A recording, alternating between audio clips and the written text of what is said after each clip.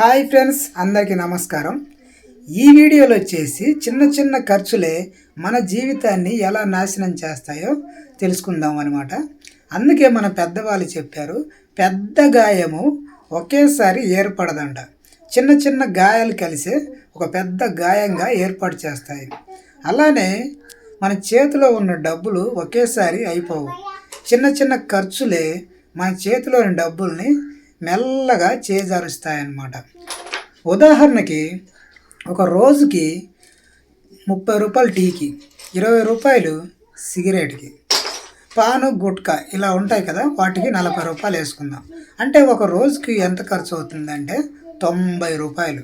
90 రూపాయలు అంటే ఒక నెలకి ఎంత ఖర్చు అవుతుంది? 2700 రూపాయలు. అదే మనము ఒక సంవత్సరానికి లెక్కేసుకుంటే ఎంత అవుతుందో తెలుసా? 32,400 రూపాయలు ఖర్చు అవుతుంది.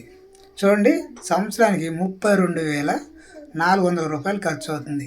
అదే ఒక భవిష్యత్ ప్లాన్ అంటే ఒక 5 సంవత్సరాలకి ఇదే ఖర్చు మనం లెక్క పెట్టుకుంటే సుమారుగా 1,60,000 రూపాయలు ఖర్చు అవుతుంది. చూసేట మనం ఖర్చు పెట్టేటప్పుడు పెద్ద లెక్క అనిపించలే. ఇప్పుడు ఒకేసారి లెక్క పెట్టేసరికి మన గుండెలు జారిపోయినట్లు అనిపిస్తుంది కదా. ఇదేముందిలే భయ, చిన్న చిన్న ఖర్చులే కదా అని మనం వదిలేస్తాం. చూడండి, ఈ చిన్న చిన్న ఖర్చులే మన జీవితాన్ని నాశనం చేస్తాయి.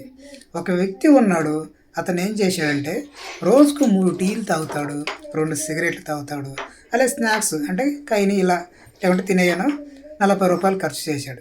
ఈ విధంగా ఖర్చు చేసిన అతను సంవత్సరానికి లెక్క పెడితే 1,60,000 రూపాయలు లెక్క వచ్చేసరికి 5 సంవత్సరాలకి 1,60,000 రూపాయలు వచ్చేసరికి ఇప్పుడు అతని పిల్లల ఫీజుకి వచ్చాయి కదా అని అతను బాధపడ్డాడు.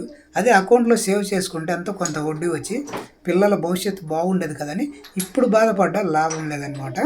ఇలా ఎందుకు జరుగుతుందంటే మనం ఫ్యూచర్ ప్లానింగ్ చేసుకోకపోవడం వల్ల ఇలా జరుగుతుంది. సంపాదడం గొప్ప కాదు, దాన్ని సేవ్ చేసుకోవడం గొప్ప. రోజుకు 50 రూపాయలు సేవింగ్ చేస్తే ఖర్చులు తగ్గించుకొని అప్పుడు మనకి 10 సంవత్సరాలకి 1,80,000 రూపాయలు అవుతుంది. చూడండి, మనము రోజుకు 50 రూపాయలు సేవ్ చేయలేనాడు లక్షలు ఏం సేవ్ చేస్తాడు. చూడండి ఫ్రెండ్స్, లక్షలు ఏం సేవ్ చేస్తాడు? 50 రూపాయలు సేవ్ చేయలేనాడు అని మనమే అనుకొని రోజుకు 50 రూపాయలు పక్కన పెట్టి సేవ్ చేస్తే మన పిల్లల భవిష్యత్తు బాగుపడుతుంది అనమాట. అయితే దీనికోసం నేను ఒక ప్లానింగ్ చెప్తాను. ముందుగా మనం ఏం చేయాలంటే రోజుకి మనం ఎంత ఖర్చు అవుతుందని లెక్క పెట్టుకోవాలి. ఆ ఖర్చులో నుండి సగము తగ్గించుకోవాలి.